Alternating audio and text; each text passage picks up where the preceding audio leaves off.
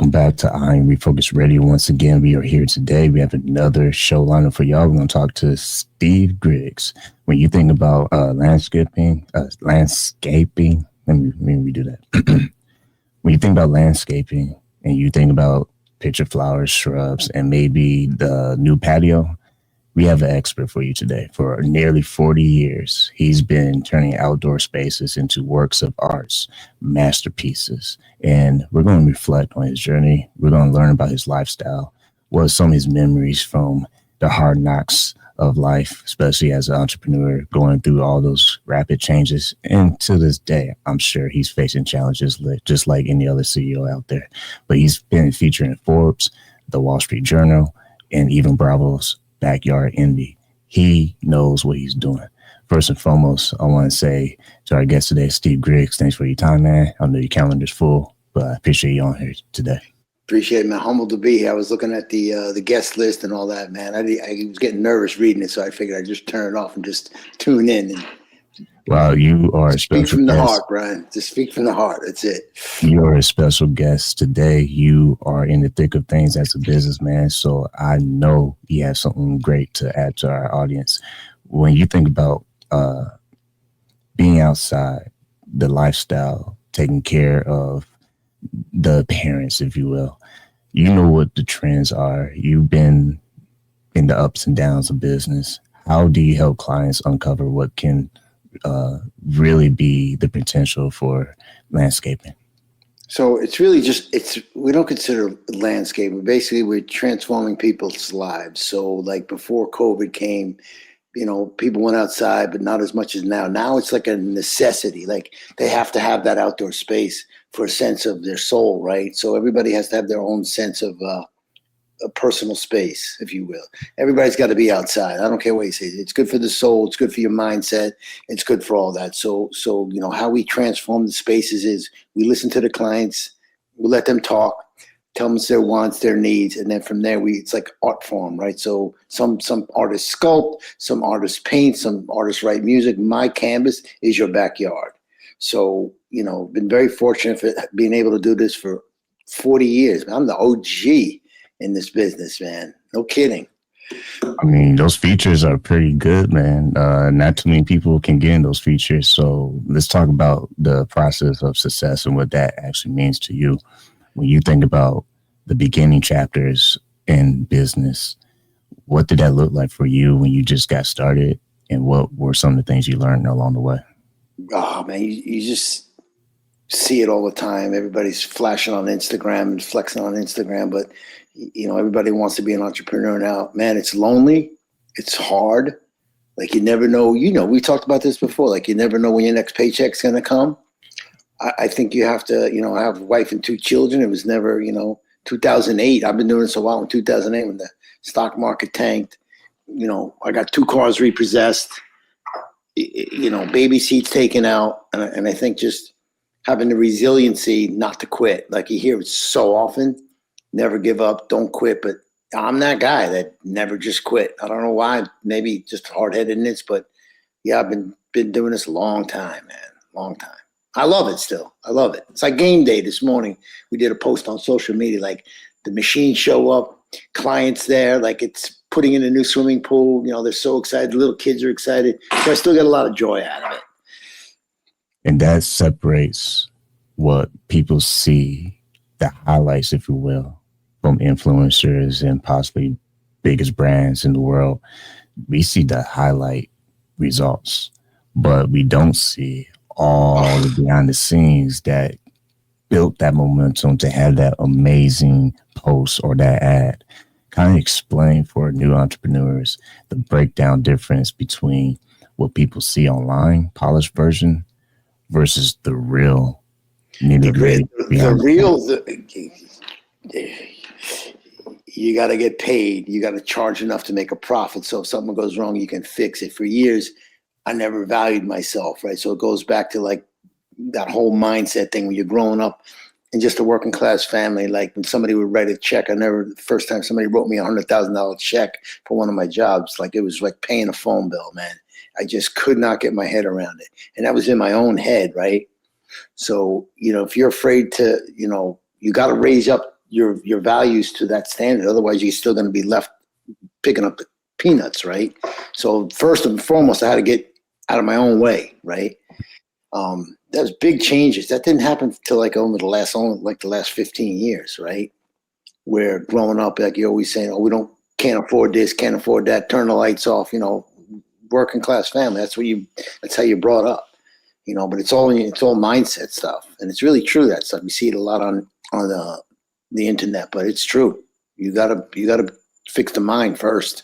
Gotta fix the mind first before you get into that whole other end of the business. When you think about, maybe from a visual standpoint, getting beyond those blinders and you start attracting some big clients. I mean, you design for multi-million dollar homes. How do you balance luxury with still being authentic with who you are behind that brand logo? I would say that, boy, when you get to that level, people get a little intimidated by dealing with celebrities, athletes, and stuff like that. But they just want to be treated fair. They want to be treated fair. They don't want to get robbed. They worked hard for their money. And what I find is like those people are the hardest working people like you would ever think. You think they just ride around and collect checks. They work hard, constantly working. Whether it's a business owner, a finance guy, an athlete, a celebrity, they work. It's not just showing up on TV and getting a paycheck. They've got to put the work in. You know what it takes to make everything look good outside. And for those who are watching this right now, they're probably going to be like, hey, Shemaiah, you better ask them for some tips or some things that man, what do you want? Do. What could someone do, not just hire you, but what can someone do to give them a better look outside based on what you've seen trending or just by experience? Very simple. So we do some work in New York City where you're very restricted to space. So you have to think of the space. And then we do work on regular middle-class homes. Then we work on the higher end homes. I think the whole space is you have to make sure that you figure out what the space wants to feel like to you, right? Like I want to go outside. I want to feel like I'm in Las Vegas. So then I know it's got to be glitzy. I want to feel like I'm at the Ritz-Carlton. So that's a different look, clean lines, very contemporary. I want to feel like I'm in a Zen flower garden. So I'll take it from there to kind of get that vibe. Even if you have a small space outside, you can make it your own space. You got to put your own personal signature stamp on it, right? It could be a little 5x5 terrace on a building in Manhattan, right? So whatever makes you feel good, flowers that smell good, plants that smell good, grasses that blow in the wind. It's all sense of the feeling that you get from being in that space to quiet the mind. I mean, that's just about as simple and then you have the kids involved and all that. So it's all, how do you design it for the family with the dog and the 3 kids and also, but we're talking about for the person themselves to get outside and to feel you connecting a little bit with nature. Very important nowadays, man, for your mind. Once again, listening and watching us online on Refocused Radio, talking to our guest today, Steve Griggs, all about landscaping. My next question for you is, you also are known for being candid about the industry.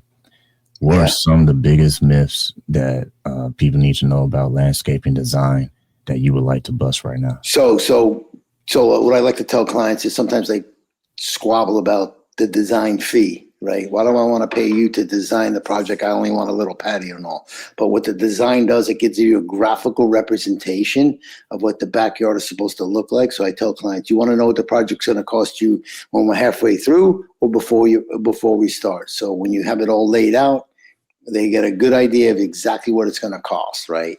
So that's another thing that's really helped us out a lot. People are always excited for something new. When you are in the process of working with the customer and working out their vision for the project, are there any tough times where you had to say, maybe not that way, maybe this way? Or do you go all in with what they envision? I'm from New York. We always tell it like it is. Like, if I think that's why they're hiring you, right? They're hiring the expert. Like a lot of the most difficult clients are like, I find like doctors are difficult because they're very educated and all, but I have no problem telling them stay in their lane. They appreciate the honesty. Like, listen, stay in the lane. It's a terrible idea, and this is why, right? And then a lot of clients, they don't know, they're uneducated, so they pick the lowest price guy, right? Which is a big mistake, right? So yeah, I have to be very candid and very upfront. And I think clients, some of those clients are just used to being around so many people that just yes them all the time, and it's good. They're a little refreshing that they get a little pushback because they're used to just people agreeing with them whatever they say. So that's actually helped me. It's actually helped me. Let's dig in that a little bit more, because as a business that is trying to scale, you know what it takes to scale. Why is it important for business owners to have that tough skin, to kind of stick to their guns, so to speak, that, hey, you know, this is the best way, or knowing when it's time to move on from a client and say, maybe you should go with someone else? Yeah, so we call those red flags, right? So we interviewing a client. You want to make sure you're a good fit, right? Sometimes you get it right, sometimes you don't. But you want to feel that when you meet the client that you have that synergy with them, that you guys are, you know, on the same wavelength, that I understand their vision, right? So I got to listen a lot. And if we're not a good fit, I just tell them, like, thank you for the opportunity, but it's not the right opportunity. And another thing you were talking about, like, I've had to learn to say no a lot. Like, saying no is hard, you know, but saying no opens you up for another opportunity. It's hard to say no when you got payroll and you got that, but I've had to learn to stay in my lane and do what I do best and say no to those projects that are just not a good fit. When you're managing resources to do the job, and because every job can be huge or it can be mid-sized, it can be very easy, turn the knob and boom, we're done. What do you do with your team to stay on point, understanding what we might need for a particular job so it stays organized? So we obviously have the project managers and the people in the office that keep the job on focus. But for me, I need to be the cheerleader of that group. Like, so sometimes there's 25 guys on a job, right? And I have to be the conductor of the orchestra to make that whole thing come together. And it's challenging at times. If you're anybody that's been in the construction business, coordinating different trades and subcontractors and making sure the job comes out right. But there has to be just one guy in charge, and I'm that guy. Like, they're paying me to be that guy, not just the guy, that guy. Like, you got to be the guy. If you're in business, you're starting out, you need to become the guy, not just another landscaper guy that digs holes. They don't pay me to dig holes. They pay me to think, right? They pay me to think, create the vision. That separates us, because they're going to pay for that vision. And a lot of people can just draw a pretty picture on a plan, but you have to be able to execute that project. That's key. If you had to look back, is there any story that comes to mind where you had to correct something? Maybe there was a mistake or a misunderstanding or something happened and you had to go back and fix it. If so, what was that and what did you learn from it? Pick one. I got hundreds. Like, one that just pops to mind. We were doing a job in Brooklyn. We had to redo some pavement in the sidewalk, and it had cones and barriers up, and people just walk right through the concrete. Like, you know, they just don't see. They just move the cape and they just walk through. I had to fix it. Another project that comes to mind is that we had an 8-foot retaining wall fall down of a storm and filled his pool up with mud. Right. So I told the guy, you may not want to come to your summer house this weekend. There's been a little accident, but I got you. I'm covered. And I think they need to feel that trust that you have their back no matter what. Don't point the finger. Don't blame it on the rain. Nobody wants to hear your excuses and your stories. You got to be the guy, step up and resolve it. Yeah, it cost me $100,000 out of pocket. But I think from that lesson, I was able to turn, what they say, lemon into lemonade. So, you know, anybody can post great pictures. Anybody can get good reviews. You want to know what? Give me the bad stuff. Tell me how you, just like you said, tell me how you had a bad problem go bad. Oh, they hit a gas line, they hit an electric line. Like, I got stories like, forget it. It doesn't end. But you got to become the guy to switch hats and, you know, damage control, right? And that's what they look to you for. That's been a big game changer also, because things do go wrong in construction all the time. And that's why we have you on, because I've known just the common thread, the amount of interviews that we've been able to do on our Refocused Radio. I always tell people there's a common thread. If you look at all the interviews, the same thing happens. There's a challenge and then there's a decision. And what's the Challenge and difference? is a decision. Explain that. Yep. Yep.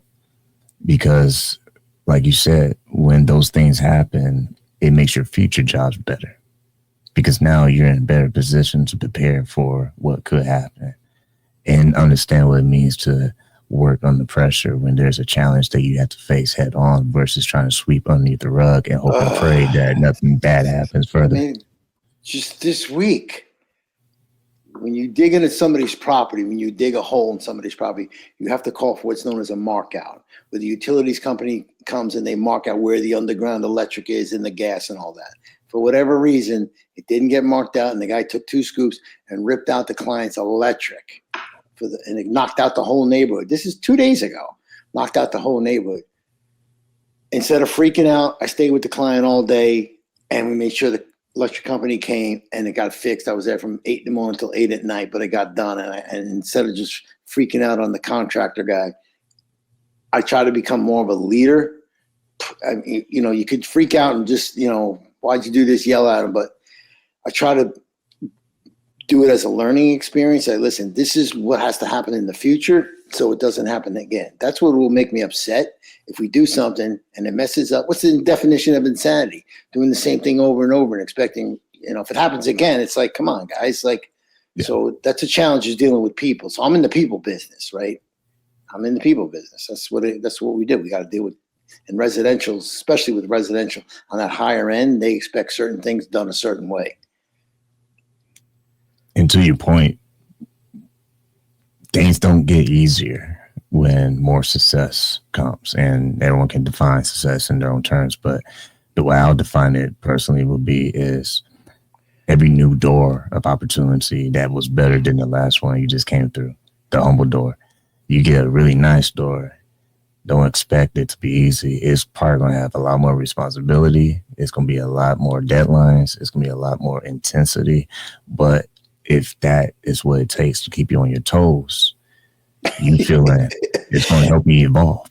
Yeah, it's funny you say that because I've been married 29 years and, come home a bad day. Oh, that happens. She goes, you wanted this. You be careful what you ask for, right? You heard that before, right? So I have to remind myself, that's right. If it was easy, everybody would do it, right? So it kind of keeps everything in check, for sure. When you look at the features that you've been able to be in, these are very high-end platforms. What have you learned about being in the peaks and the valleys? Because not everyone always get a chance to see, wow, this work is paying off. But you've been able to experience both. What have you learned between the peaks and the valleys? That's a good question. Oof. I mean, it's not easy. Like we talked about, it's not easy. I've learned that bet on yourself. If I had to think of something that comes to mind, bet on yourself. Like, I'm going to go all in on myself. Like, I know I'll get out of it to the other side because I'm betting on myself. Right. That's, I don't know how else to put it. Like, if I'm going to go into something, I want to put all the chips on my back. Right. I'll take, like Michael Jordan said, I've taken 25,000 shots. I missed whatever the story is, but yeah, he bets on himself. So I want to take that last shot. Right. Give me the ball. Someone watching this and said, all right, Shemaiah, I want you to ask this for Steve Griggs. If someone was trying to prepare themselves to go into business, is there a book that you think they should read, or is there it's like when you have your first baby, right? And you take it home from the hospital, right? And it's like they don't give you the book. You got to just figure it out, right? You just got to figure it out. Yeah, there's books and there's everything you can read. And like when I started, there was no podcast like this, no platforms like this. You giving your expertise and people listening. There was none of that. There wasn't even barely the internet, right? I just think that the best experience is just like you say, just getting in the trenches and doing it. Like, I mean, you can read all you want. You can read all you want. I've saw so many people read all they just read, and never take any action. Like, right? Like, they just don't take any action. If you're new and you're listening to this, just take it. If you're young and you're listening to this, take the plunge now, because it just gets harder after you get married and have kids and all. But if you're single and you can take that chance. You have an opportunity to become an entrepreneur and start, but do it now. Fail quick. If you're going to fail quick. Absolutely. Get it out of your system and fail, because you're going to fail. You're going to get sued. Like I tell these new guys, well, I'm going to operate without insurance for a while. Sooner or later, something's going to happen that you're going to need it, right? So you try to protect yourself on the back end of it. Last question I want to ask is, when you think about education, that is something that it never ends. If anything, you just gave us some great stories of class in session when mistakes happen. But from the education standpoint, what does that look like during the process of scaling your business as you're learning all these new things, do's and don'ts, maybe forms and practices on the education standpoint? How does that evolve with time as you're scaling? It just gets more of everything. It's actually harder because now you have, when I first started, it was just me and one guy or whatever. Now it's bigger teams and all that. But it's the communication between the teams and scaling and making sure that everybody's on the same page. Communication is like the one word that pops into my head. Like, if you fail to communicate to your teams in the field and everybody's not on the same page, that's when things can go wrong very quickly. Right. So does that answer your question pretty much? Like, it was. Yeah. I mean, education is everything. Like, I'm 65 and I'm on podcasts, right? Like, and I'm on Instagram and I'm learning and constantly trying to keep the edge. Like, I'll get a book, and if I find one sentence in it that helps, it pays for the whole book, right? You just constantly trying to get the edge and look for nuggets, and however you can keep that edge. You got to stay sharp. Follow up real quick for that is, speaking of staying sharp, when you look at and reflect on your mindset and how you stayed hungry, even when failure, hard times came, when storms came in, how were you able to have your core keep you going even when everything around you was falling apart? Yeah, I mean, some days it's easier than others, right? Some days you feel like someday I like to say, someday I'm the hammer and someday I'm the nail, right? Someday you're getting beat on it and someday you're doing the beating. You just have to have that persistency and drive. And it's something that you spoke about, education. I don't know if that can be taught, right? You have to love what you do. Obviously, you know that, but you have to have the drive for what you do. Don't do it for the money, because don't do it for the money, because that's not going to last very long. But you got to do something that you really are passionate about. I'm still passionate about what I do after all these years, because I think part of becoming great is just trying to reach your full potential. Does that make sense? Yeah. Like, everybody's like, oh, what are you going to do? You're going to retire and play golf? No, I want to see what else I can do, right? I want to be on that microphone with you hanging out, man. Look at you.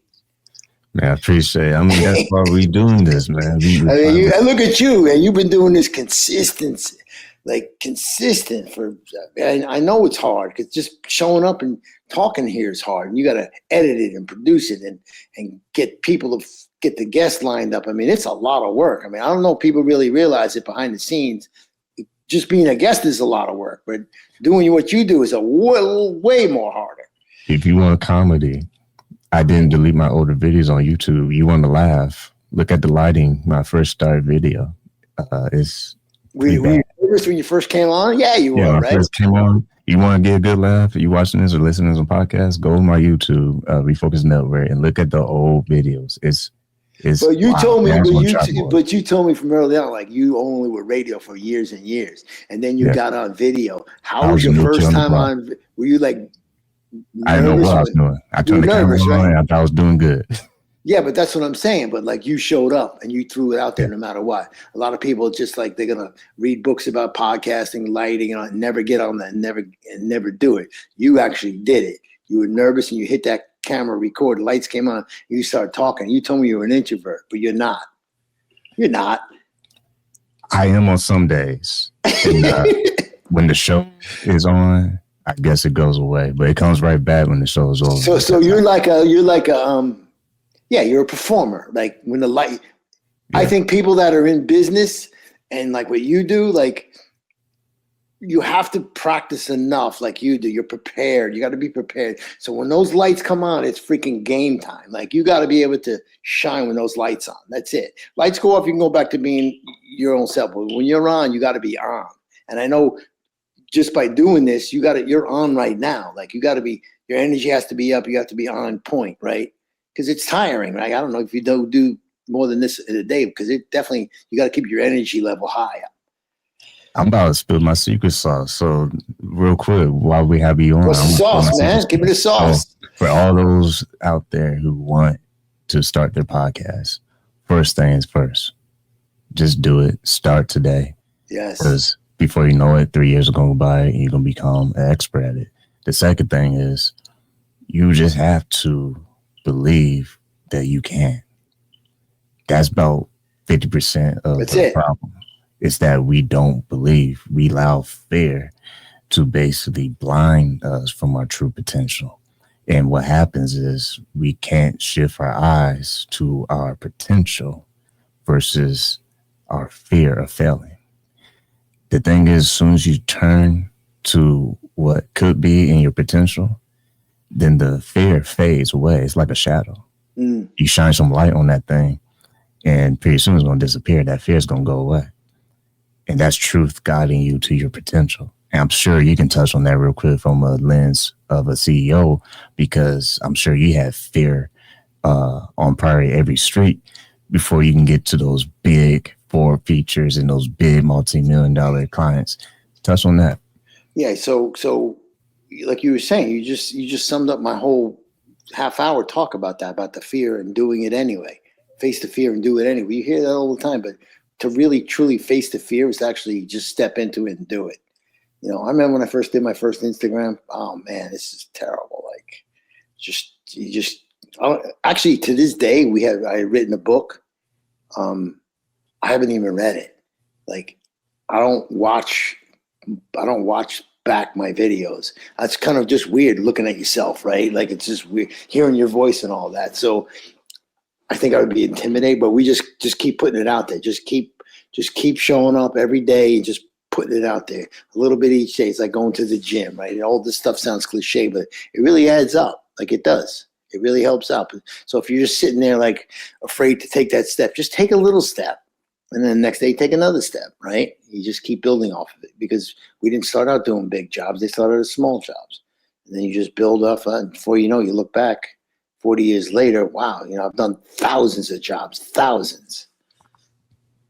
Last thing I want to say, and I want you to tell people the best website they can go to book you and learn more about your resources. But last thing I want to say before we wrap up the show is,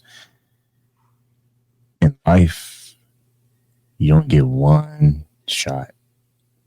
You don't get to do this over. Like this now. This is not a dress rehearsal. Yeah. An old guy told me that one day, man. It's a window of time. Yeah. And if we do not take that moment, then it can pass us and we will never get that same moment again. What does that mean for Steve when you reflect on what you've been able to accomplish with your business and execution in the limited space of time that you have? If an opportunity presents itself, take it. Take it. Just take the opportunity. Like, it may not be the perfect opportunity, but just take it. Don't be afraid to take chance. You got to take some chances, right? Like you hear it all the time. People that don't take any chances, that don't risk anything, you're not going to get any. Risk versus reward, right? If you're not going to risk anything, that's why we like doing. My best jobs are doing the hardest jobs, right? The most difficult job, putting a swimming pool on top of a roof, putting a pool on top of a mountain. Like anybody can just build a patio, but they pay you to do the tough jobs, right? And that, I think, is what separates you from just everybody else. They pay, what I heard that one time, like people pay big money to solve big problems, right? Like that's it. Man, paint that's a the master problem, big class. problem. That's a master class. I Right? You're love it, good. man. I'm gonna watch this myself, man. This is good, man. This is really good. Really good. A lot of wisdom there. Before we go, man, people watching and listening to us right now, what's the best way they can find Steve online? I mean, you can go to stevegrigsdesign.com, but I think everybody nowadays is on that Instagram. So just DM me at Steve Griggs Design. If you have a landscape question or anything, I mean, I'm listen, I think part about what you do is also giving back, right? Like what you're doing here, it's giving back. So my sons are not in the business. So if I can help somebody else get involved in a career, I think I get more reward out of that, actually. That's awesome. Well, like I always want to say to our guest, Steve, thank you for your time, man. Thank you, man. This was a lot of fun.